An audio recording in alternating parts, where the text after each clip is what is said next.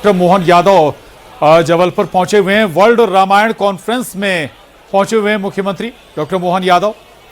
और जबलपुर से ये तस्वीरें हैं मानस भवन में। दरअसल वर्ल्ड रामायण कॉन्फ्रेंस का आयोजन हो रहा है।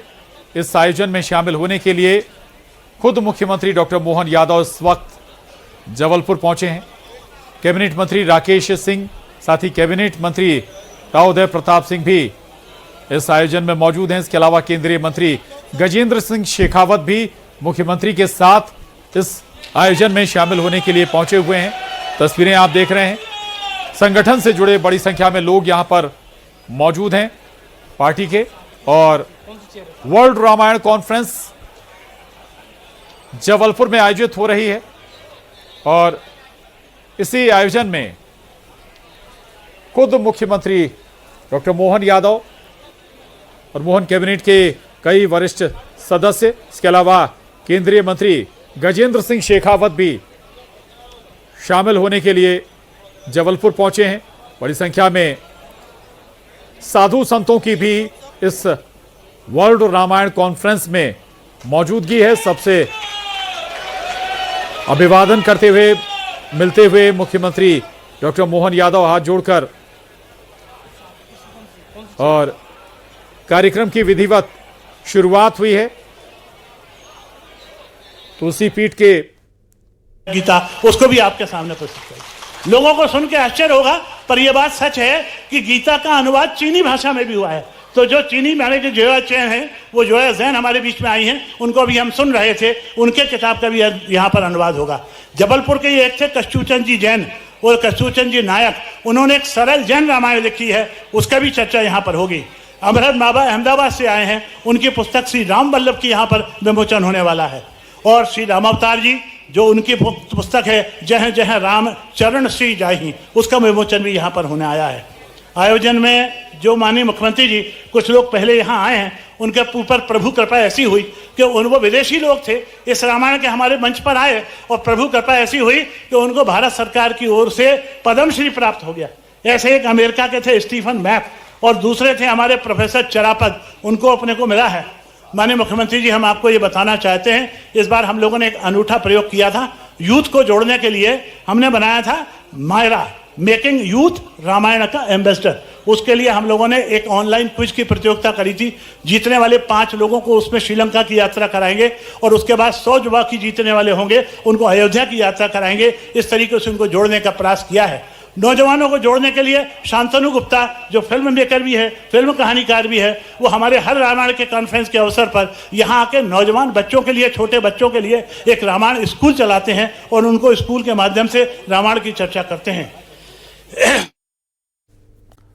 अंतर्राष्ट्रीय रामायण उत्सव और भारत सरकार सहित अलग अलग स्थानों से, देश देश से अलग अलग भाव से आए हुए सभी हमारे महानुभाव मंच पर मौजूद माननीय मंत्री, भारत सरकार जो संस्कृति और पर्यटन दोनों का दायित्व का निर्वहन कर रहे हैं और बहुत सुंदर व्याख्या करते हुए हमारे इस स्थान को दोनों दृष्टि से महत्व आपने बढ़ाया है।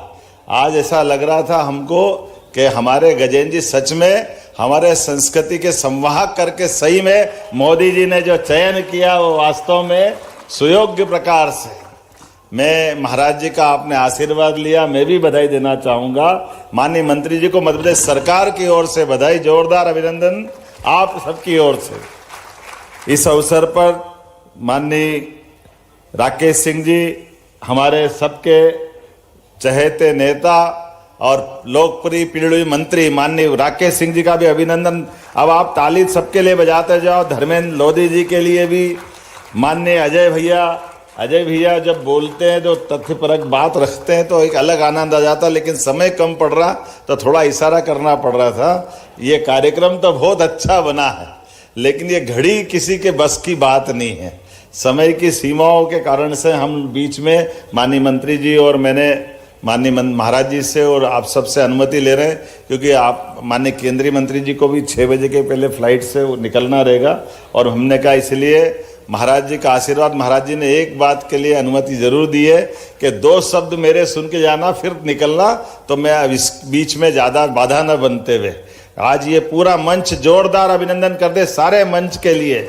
माननीय सुमित्रा जी, आशीष जी, जगत बहादुर जी, अशोक रोहाणी जी, सुशील तिवारी जी, अभिलाष पांडे जी, नीरज लोधी जी, संतोष बरकड़े जी और बाकी सारे हमारे इस अवसर पर सम्मानीय अतिथिगण, आगंतुक आमंत्रित अतिथिगण, आप सब कई जन्मों के पुण्य से वास्तव में भारत का स्वरूप बनाए रखने के लिए, वैसे तो 33 करोड़ देवी देवता हमारे हैं, लेकिन भगवान राम और कृष्ण के माध्यम से दुनिया के अंदर भारत की जो पहचान बनी, वाकई दोनों का अपना योगदान। भगवान राम ने ये जो हम कहते हैं कि भारत विश्वगुरु बनना चाहता है, तो विश्वगुरु बनने चाहने में कोई किसी की भौगोलिक सीमाओं पे अतिक्रमण करके कोई अधिसत्ता नहीं बनाना।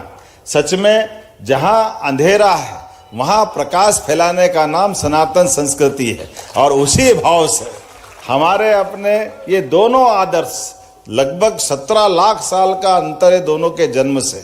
भगवान राम का माना जाता है कि 16-17 लाख साल पहले घटना हुई, लेकिन भगवान राम के जीवन से सारे पारिवारिक से लेकर के हर एक उलझे सुलझे प्रश्नों के उत्तर भगवान राम के जीवन काल से हमको मिलते हैं। और भगवान राम के जीवन काल में भी और गौर करोगे तो ये हमारा सच में परम पूज्य राम भद्राचार्य जी का मध्य में हमको आशीर्वाद देना उस काल पे वापस ले जाके खड़ा कर देता है।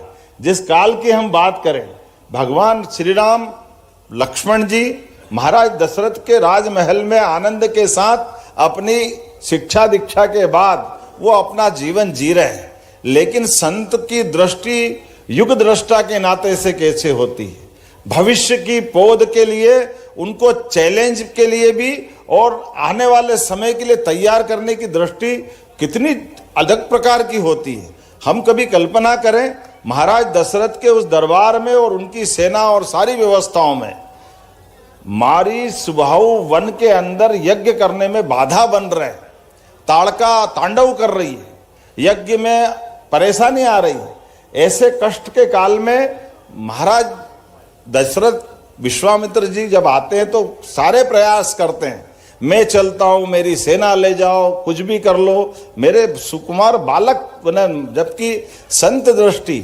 भविष्य में भगवान राम को श्री राम बनाना है, तो उन्होंने कहा कुछ नहीं चाहिए, केवल राम लक्ष्मण चाहिए। ये जो अद्भुत उनका अपना दृष्टिकोण था। कभी कल्पना करें कि भगवान के भाग्य में था कि विश्वामित्र जी के साथ जाना हो जाए, कोई कारण से महाराज दशरथ का वो सारे प्रयास भगवान ने वो तो लीला करी है, लेकिन हम देखो कि महाराज विश्वामित्र जी ने यज्ञ भी पूरा हो गया, मारीच मारे गए, सुबाहु मारे गए, ताड़का मारी गई, एक बड़ा लक्ष्य प्राप्त कर लिया। तो और बड़ा लक्ष्य महाराज जनक ने स्वयंवर कराया है, और माता का वरण करने का वो स्वयंवर का कठिन काल दुनिया भर के योद्धाओं के बीच ले जाने का जो सामर्थ्य था, ये सदैव से भारत इसीलिए हमारे संत ऋषियों पे गर्व करता, गौरव करता है। हम केवल ये याद कर लें, अगर वहां से कदम जनक नंदन की तरफ नहीं बढ़ते, महाराज जिस प्रकार से स्वयंवर के बाद दुनिया में डंका बजता है, माता सीता के साथ भगवान श्री राम का विवाह और आने वाले तमाम महारथियों के बीच जो परिचय श्री राम भगवान का होता है, और भगवान का जो उस समय अपना बगैर सेना के, बगैर कोई साधन के, बगैर व्यवस्था के दुनिया के अंदर अपना जिस प्रकार से उनका एक रूप आ जाया जाता है, वो पराक्रम की भी पराकाष्ठा कर देता है। वो आनंद में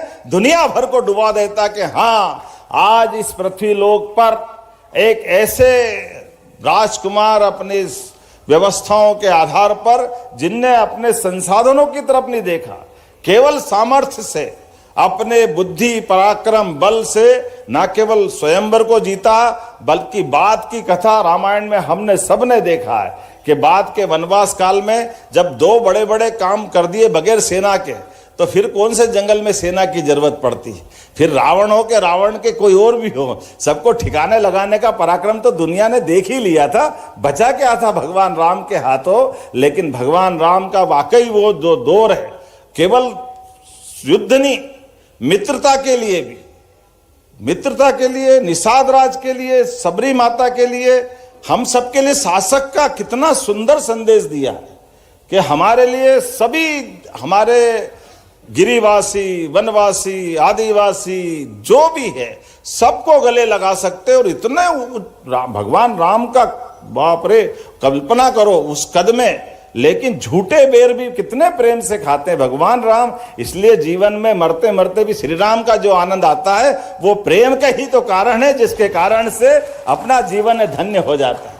कितने प्रकार से भगवान राम को जाना जाए, ये रामायण में सब बताया गया है। इसलिए देश की सीमाओं को तोड़ करके दुनिया के अंदर जीवन के हर एक पक्ष में जब भी हम अपने रिश्तों की परीक्षा का मौका आए, केवल राम राज्य को याद कर लो, हमको सब कुछ मिल जाता है। ऐसे पवित्र रामायण का वाकई युगों युगों तक इतिहास भी रहेगा। जब तक भारतवर्ष है, दुनिया में पृथ्वी का अस्तित्व है, तब तक भगवान राम की गाथाओं के माध्यम से संसार सदैव लाभान्वित होता रहेगा। मैं आज के इस अवसर पर मध्य प्रदेश सरकार की ओर से इस रामायण सम्मेलन के अवसर पर सबको शुभकामना देता हूँ, बधाई देता हूँ। और महाराज जी यहाँ विराजमान है तो मैं धृष्टता कर रहा हूँ बोलते बोलते, क्योंकि महाराज जी जब बोले तो केवल सुनते रहो, ऐसा आनंद आता है उनको सुनते हुए। और महाराज जी आज इस बात के भी प्रमाण है, 550 साल का संघर्ष अयोध्या का हुआ था,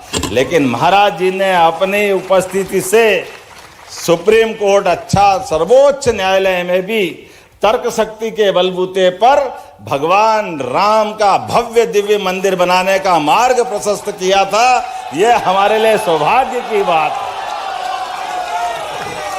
सच में आज का हमारा रामायण सम्मेलन सफल हो गया। महाराज जी, ये जबलपुर भी ऐसा भाग्यशाली नगर है। हमने माता नर्मदा की जय जयकार तो पूरी नर्मदा परिक्रमा में करते हैं, लेकिन जाबाली ऋषि का प्रताप है कि यहाँ के काले पत्थर भी संगमरमर के बन जाते हैं। ये दुनिया में कहीं नहीं होता, ये केवल जबलपुर में ही होता है।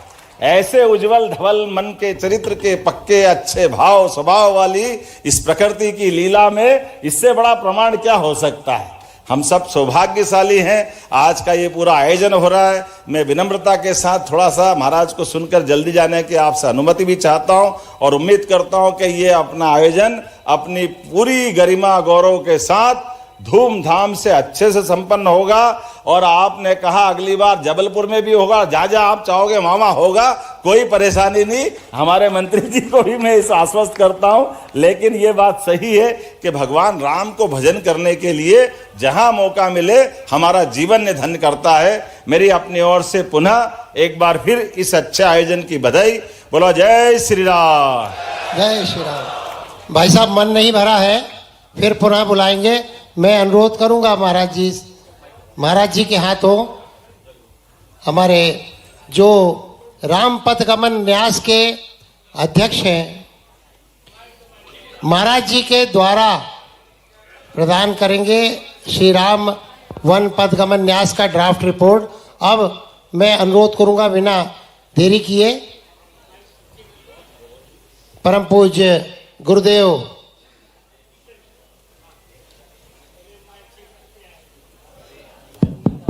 श्री रामाय रामभद्राय रामचंद्राय वेदसे रघुनाथाय नाथाय श्री सीताया पतये नमः। श्री सीतानाथ समारंभाम श्री रामानंदार्य मध्यमाम अस्मदाचार्य पर्यंताम वंदे श्री गुरु परंपरा। इस चतुर्थ विश्व रामायण उपवेशन में विशिष्ट अतिथि की भूमिका निर्वहन करने वाले मेरे वात्सल्य भाजन मध्य प्रदेश के यशस्वी मुख्यमंत्री आयुष्मान डॉक्टर मोहन यादव, एवं मेरे बहुत ही वात्सल्य भाजन राजस्थान से आए हुए, जहां के लिए कहा जाता है कि राणा प्रताप के घोड़े से पड़ गया हवा का पर था, ऐसे आयुष्मान गजेंद्र सिंह शेखावत मुझे मेरी छोटी बहन, अच्छा, तो मेरी बेटी ज्ञानेश्वरी, सभी सम्माननीय सदस्यगण, यद्यपि स्वागत भाषण में अजय जी ने थोड़ा मुझे नेग्लेक्ट किया था, पर मैंने सहन कर लिया। हम कहा ठीक है, क्योंकि मान अपमान है उस तुल्य है। 2 वाक्य बोलकर मैं मुख्यमंत्री और गजेंद्र जी को भेजूंगा। 2 वाक्य बोल रहा हूं, इस बार मैं बोलूंगा। देखिए, रामायण सम्मेलन का अर्थ होता है कुछ मिथक तय करना। जब तक हम मिथक तय नहीं करेंगे तब तक रामायण सम्मेलन कैसे? और आज दुर्भाग्य ये है कि लोग सब कुछ कर रहे हैं पर पढ़ते लिखते नहीं। आज 2-3 चर्चा मैं करके इनको पहले छोड़ूं, फिर मैं आपसे चर्चा करूंगा। बार बार श्री राम की चर्चा की जाती है। अभी गजेंद्र जी ने इतना सुंदर कहा, मेरा मन हो रहा था कि इस बालक को गोद में लेकर मैं घूमूं। और मुझसे चर्चा करके डॉक्टर मोहन यादव ने जो बात कही, हृदय से मैं आशीर्वाद देता हूं। ये सामान्य बात नहीं है, प्रशंसा नहीं कर रहा हूं। इनके बेटे का विवाह हुआ, आप मुझे सुनिए, इनके बेटे का विवाह हुआ। मैंने कहा मैं तो नहीं आ पा रहा हूं, आप आशीर्वाद दीजिए। बेटे आप या तो चुप रही, नहीं मैं माइक फेंकूं। No no, I will not tolerate. Let me say, अपने पुत्र के विवाह के तुरंत बाद इन्होंने पुत्र और पुत्र वधू को नर्मदा परिक्रमा के लिए भेज दिया। ये बहुत बड़ा कार्य था। अब मैं रामायण जी के 2-3 बात कह रहा हूं। राम है कौन? आप चुप रहिए, उधर चुप कराइए, नहीं तो चलूं। राम है कौन? क्या योगियों में रमने वाले राम? क्या सबको रमाने वाले राम? आज की दृष्टि में गजेंद्र जी, राम का अर्थ क्या है? रा का अर्थ है राष्ट्र और मां का अर्थ है मंगल। राष्ट्रस्य मंगलम यस्मात् तस्माद् रामेतीर्यते। अजय जी, जिसके द्वारा इस राष्ट्र का मंगल होता है उसका नाम है मंगल भवन अमंगल हारी द्रवहु सुदशरथ अजीर बिहारी। एक पक्ष आप बोलते रहेंगे नहीं, आप जानते कि नहीं, मैं पद्म विभूषण भी हूं और ज्ञानपीठ पुरस्कार प्राप्त भी हूं। तो थोड़ा सुनिए मुझे। दूसरा मेरा आज एक अनुरोध है, केंद्रीय मंत्री से भी और मुख्यमंत्री से भी। वर्ल्ड रामायण कॉन्फ्रेंस तब सफल होगी जब रामचरितमानस जी को संसद में बहुमत के आधार पर राष्ट्र ग्रंथ घोषित कर दिया जाए।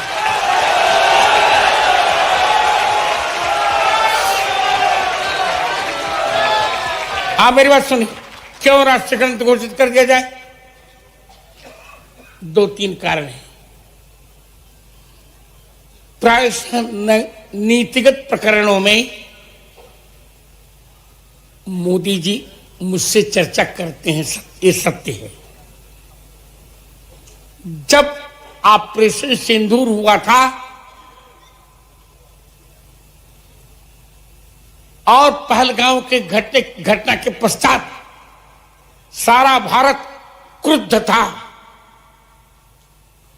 चर्चाएं प्रारंभ हुई।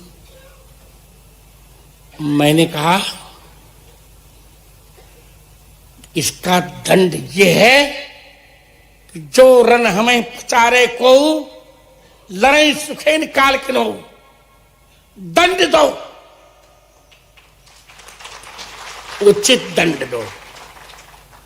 रक्षा मंत्री जी ने कहा आधार क्या होगा?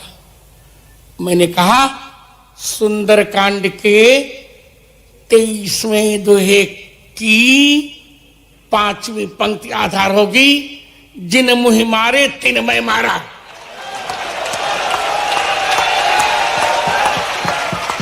और यही हुआ, हमने उन्हीं को दंड दिया जिन्होंने हमें दंड दिया, जिन्होंने हमारे निरपराध युवकों को दंड दिया था।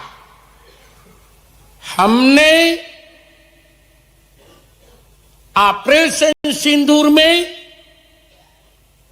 22 मिनट के अंदर अंदर उन शत्रुओं के सारे मंसूबों को धूल धूसरित किया था।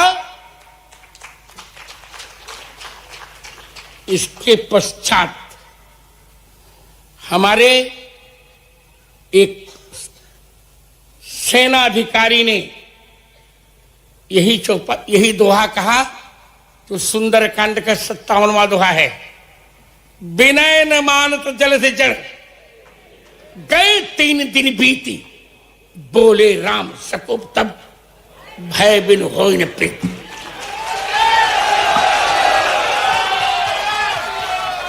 दो 3 वाक्य और केवल 3 वाक्य। बंद करो, ओम शांति शांति शांति बुद्धों का नारा हो चुका, अब तो ओम क्रांति क्रांति क्रांति। रामचरितमानस को हमें राष्ट्र ग्रंथ घोषित करना चाहिए।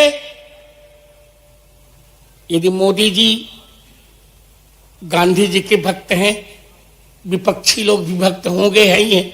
अभी मनरेगा में और जी राम वाले में बहुत विवाद चल रहा है। गांधी जी ने एक कीर्तन प्रारंभ किया था, रघुपति राघव राजा राम पतित पावन सीता। ये 5 शब्द बस यही कहकर छोड़ रहा हूं आपको मुख्यमंत्री जी। ये 5 शब्द नोट करिए आप भी, गजेंद्र जी। ये 5 शब्द गांधी जी ने रामचरितमानस से लिए थे। पहले रघुपति नोट करते जाइए नंबर, रामचरितमानस बालकांड दोहा क्रमांक 8 पंक्ति क्रमांक 5, करण चहो रघुपति गुण गाहा, राघव राघव चुप रहो, राघव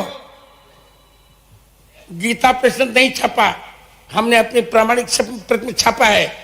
रामचरितमानस उत्तरकांड दोहा क्रमांक 3 ख, उतरी कहो प्रभु पुष्प कही, तुम कुबेर पह जाओ, उर्धरि राघव चरण चले सो, हर्ष बिरह अतिताओ। या राघव रघुपति राघव। तीसरा वाक्य क्या है उनका? राजा राम। रामचरितमानस बालकांड दोहा क्रमांक 26 पंक्ति क्रमांक 6, राजा राम जानकी अवध राजधानी। चौथा वाक्य गांधी जी का क्या है? पतित पावन। उत्तरकांड 130 दोहा